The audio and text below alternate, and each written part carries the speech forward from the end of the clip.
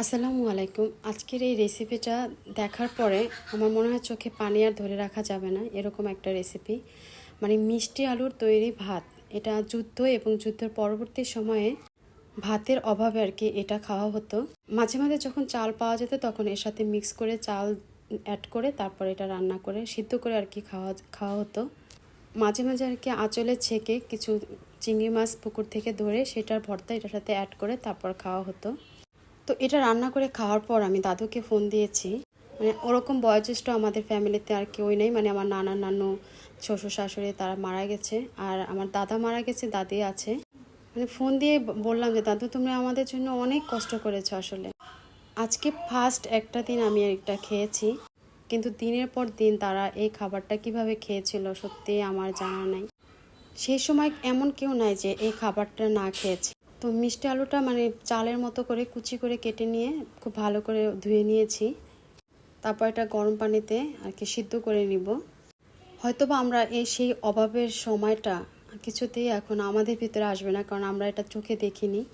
তবে এটুকু তো আমাদের ভিতরে জন্ম নিতেই পারে যে আমরা যেন প্রতিটা মানুষ তাদের পাশে, মানুষের পাশে, প্রতিটা মুসলমান, প্রতিটা বাঙালি যেন বাঙালিদের পাশে থাকতে পারি। এতটুকু যেন আমাদের অন্তরের ভিতরে আমার এই ভিডিওটা দেখার পর যেন সবার ভিতরে আর কি আসে। আসলে সেই সময়কার, সেই অভাবের সময়ের এই খাবারগুলার মানে কোনো মতে আমরা কিন্তু সেই সময়ের কিছু অংশ ফিল করতে পারবো না। তারপরও নতুন প্রজন্ম সবার জন্য আমার এই রেসিপিটা আমি রেখে গেলাম। মানে কষ্ট কাছ থেকে আমরা দেখিনি, তবে যতটুকু আর কি শুনেছি সেই থেকে আর কি আমি এই ভিডিওটা করলাম। আশা করছি আপনাদের সবার কাছে ভালো লাগবে। আর ভালো লাগলে আমার চ্যানেলটি সাবস্ক্রাইব করার অনুরোধ রইল, যাতে পরবর্তীতে আমার দাদুর কাছ থেকে শুনে আরও কিছু এরকম রেসিপি আপনাদের সাথে হাজির করতে পারি। আর বাঙালি হিসেবে এতটুকু বলবো এটা খাওয়ার পরে যে আসলে ভাতের চাইতে পৃথিবীতে অন্য কোনো খাবার আমার মনে হয় না তৃপ্তি দিতে পারে। মানে মাছে ভাতে বাঙালি যেটা বলা হয়।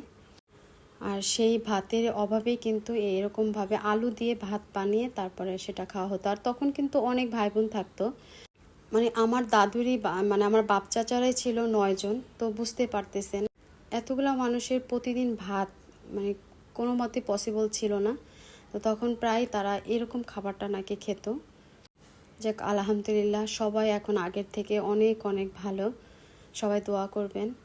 আসলে আমি বলবো যে প্রতিটা বাঙালি, প্রতিটা মানুষ যদি প্রতিটা মানুষের পাশে দাঁড়ায় তাহলে সত্যি আমরা আমাদের লক্ষ্যে একদিন ঠিকই পৌঁছে যেতে পারবো।